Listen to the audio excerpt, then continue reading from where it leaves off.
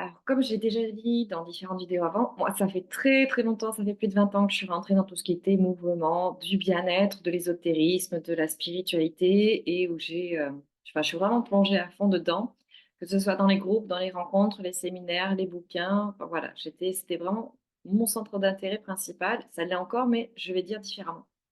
Et je suis tombée dans un certain piège, je vais l'avouer comme ça dans ce milieu, c'est que je pensais que qui que ce soit qu'on rencontre, qu'il soit magnétiseur, thérapeute, médium, pour moi, c'était des personnes qui étaient toujours très lumineuses, très avancées, mais vraiment dans le sens noble du terme spirituel, mais qui soient dans l'empathie, dans le non-jugement. Et je suis vraiment tombée de très très haut parce que quand j'ai commencé là-dedans, ben, je me suis rendu compte que c'était des mouvements qui était tout aussi pollué que tous les autres mouvements, c'est-à-dire qu'on pouvait très très bien retomber sur les mêmes schémas de personnes qui sont toujours en train de se mettre en avant, mais surtout de critiquer l'autre. Et comme quoi, finalement, pour se faire valoir, c'était toujours plus facile de critiquer avec des il faut faire ci, tu dois pas faire ça, il faut.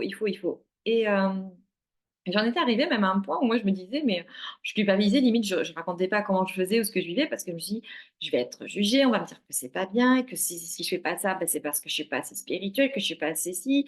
Donc, voilà, pour donner des exemples, genre, tu te mets presque la pression que si tu fais pas 2 heures de méditation par jour, bah, tu vas être nul, quoi, tu vois, tu vas pas y arriver. Ou si tu manges pas telle alimentation, tel truc, tel gramme, si tu fais ça, si tu fais un écart, bah, du coup, tu vas être complètement déconnecté des bonnes énergies. Enfin, je tombais dans un truc où des fois, ça devenait plus qu'angoissant de me dire, mais finalement, ça devient un stress à la course, à la compétition, limite de être toujours au top.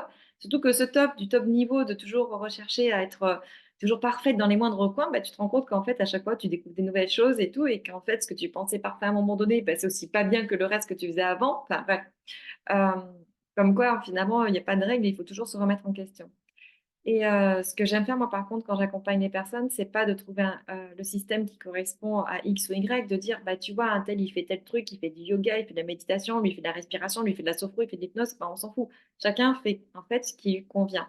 Et c'est-à-dire qu'il n'y a pas une méthode forcément qui va être meilleure que l'autre, qui va être plus forte que l'autre, puisque tout va dépendre de toi, en fait, ce qui va te correspondre, ce que tu vas aimer, ce que tu vas apprécier, ce qui va te faire vibrer, de la personne que tu vas rencontrer, parce que finalement, le thérapeute, ça fait quand même 90% du boulot. Peu importe la technique qu'il va employer ou les compétences qu'il va avoir, parce que ce qui va faire que ça fonctionne, ça va être son énergie à lui, ce qu'il va dégager et les switches énergétiques qu'il va te faire faire.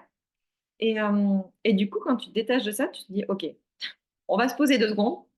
Et moi, qu'est-ce qui me plaît? Qu'est-ce qui me fait vraiment vibrer? Qu'est-ce qui me rend heureuse? Et quand tu te concentres sur ça, ben, en fait, tu trouves ta propre méthode. Et voilà, ce que je veux dire, c'est que dans les accompagnements, ce que je fais, c'est ça que j'adore, c'est faire découvrir à la personne ce qui lui correspond à elle. Pas de se caler sur un système de X ou telle personne, ou tel bouquin qui va te dire qu'il faut faire tel processus avec tant de minutes à telle heure et tel jour. Non, c'est qu'est-ce qui va te correspondre à toi. De créer ton système unique, ta joie unique, ton bonheur unique, parce que, en fait, toi, tu vas fonctionner d'une certaine façon et personne ne va fonctionner comme toi. Et justement, c'est de reconnecter avec suffisamment d'intuition, de confiance en toi pour que tu puisses explorer tout ça et que tu puisses créer ça, ton système à toi.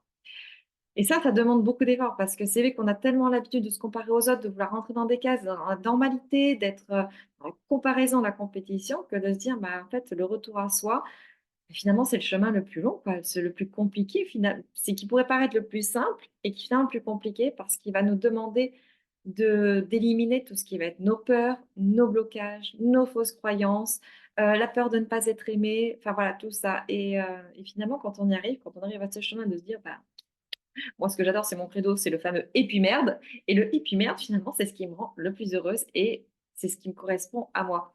Et voilà, c'est de se dire, ben moi, c'est comme ça que je fonctionne, c'est comme ça que je suis, c'est comme ça que je suis alignée. Et ben, en fait, j'emmerde ceux que ça ne plaît pas. Je suis désolée, ça peut être vulgaire, mais en gros, c'est ça.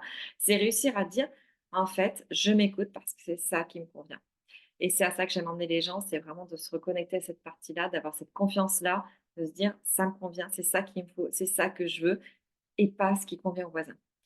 Voilà, je vous laisse, je vous fais de gros bisous et à très bientôt. Salut.